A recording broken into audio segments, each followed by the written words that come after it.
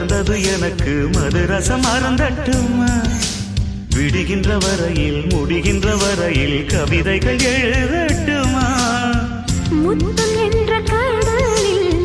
முத்து குளிப்போமா அழகு அழகு